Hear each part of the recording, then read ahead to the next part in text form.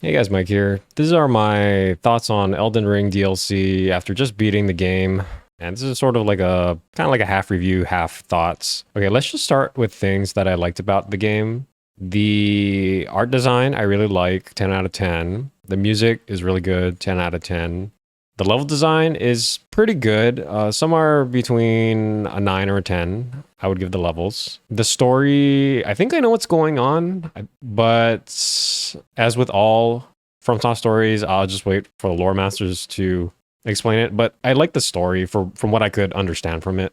I like the NPCs you're interacting with, and the penultimate boss fight was actually really good. It was actually one of my favorites. It was the gank fight. All right, let's talk about the gameplay. And my channel is mainly focused on gameplay for Monster Hunter, but obviously I played Souls games like all my life, like over 2,000 hours. Demon Souls, Dark Souls 1 through 3, Bloodborne, Sekiro, Liza P, etc., etc. I've even actually no-hit Liza P up until like the last two bosses. I didn't even try the last two bosses, but I'll probably get to that when I have time. And the reason I'm saying all these credentials is just to show that I'm somewhat of a fan of Miyazaki and these FromSoft games. But with Elden Ring, there's some issues. So the combat is definitely really hard.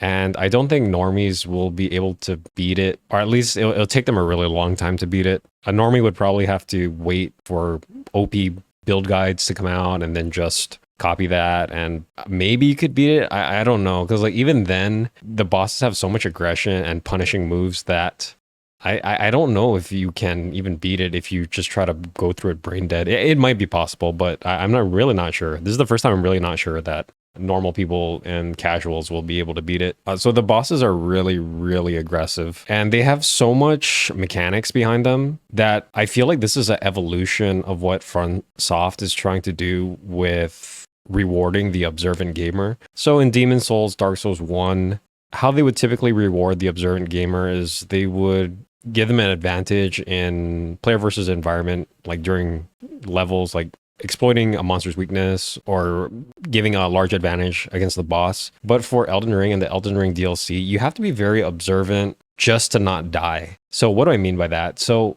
like a boss does a combo chain and they have many variations of the combo they can do. So they have a combo starter, which may start with like a 1-2. And then after that, it can branch out into different possibilities. For example, Mesmer, he can jump in the air and he has two aerial options that he does. And based on what that third hit is, it actually dictates what the fourth and fifth hit do. And you have to know that ahead of time and preemptively avoid it. And this is just hard. It's not easy. I don't think a lot of casuals are capable of doing this.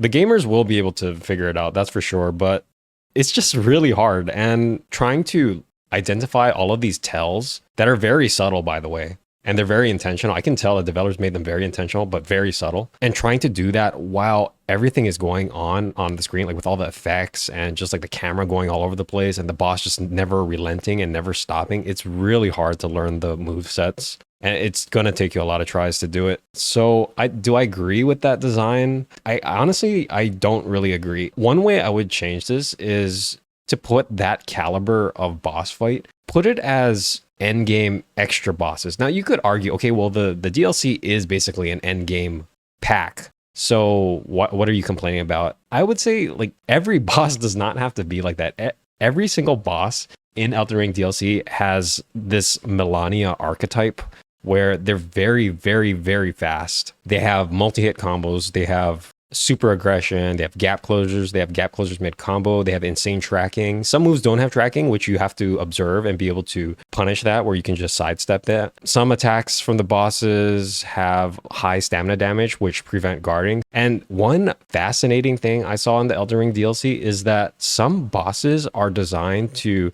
reposition around you so that like the second or third hit in their combo will actually be on the other side of you, so that you can't just guard it. Like you cannot just hold guard. You have to guard the first hit and then kind of change your angle so you're facing the direction that the boss repositions you so that you can guard those other hits. And sometimes the tracking on that is not fast enough, so you actually have to dodge the second and third hits instead of just guarding. So I feel like that was somewhat intentional by FromSoft, and all of these combat mechanics are so subtle that the average gamer is just not going to pick up on them. On one hand, I want to say that's really cool that they're doing that, but on the other hand, I'm just thinking it's just too much. I'm trying to think about the average gamer, but it is interesting evolution on how they're changing the combat mechanics to reward the observant gamer. Another thing that they're doing with boss fights is that they're doing trios. Now, what's a trio? A trio is something from Final Fantasy MMORPG where basically the boss does a very long sequence of attacks that have a very specific solution to them, where you have to move to certain spots. Like first you have to move to spot A, then you have to move to spot B, and then if this happens, you move to spot C. That's basically what a trio is.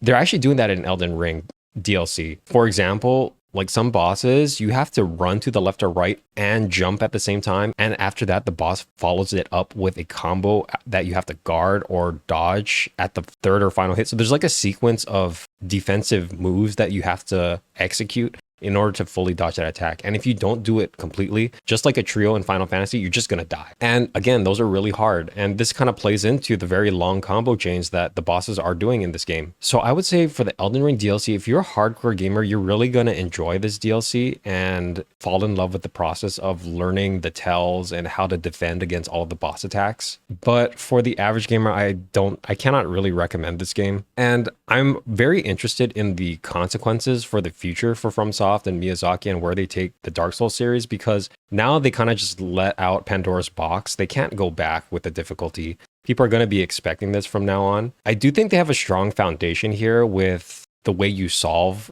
boss attacks and boss mechanics. They're experimenting with different ways that you can defend against boss attacks. For example, the sprinting to the left or right combined with jumping, or the repositioning aspect where if a boss is attacked, you actually have to reposition under him to dodge it, or the fact that you create space by jumping backwards so that you can leverage your iframes on the lower half of your body, or a combination of jumping a few times backwards, then dodging the third hit, which is delayed. For example, there's all these combinations they're playing around with, and they're all present in Elden Ring. And it's very fascinating in my opinion, but only time will tell if this will work for FromSoft. But I think it's history repeating itself, because Demon Souls was very niche when it came out, and then eventually people came to love it. I think Elden Ring and its style of combat is reinventing this niche idea, and I think only time will tell if it'll be a cult following, if people really enjoy this type of gameplay. And I actually think people will. I think in the long term, people will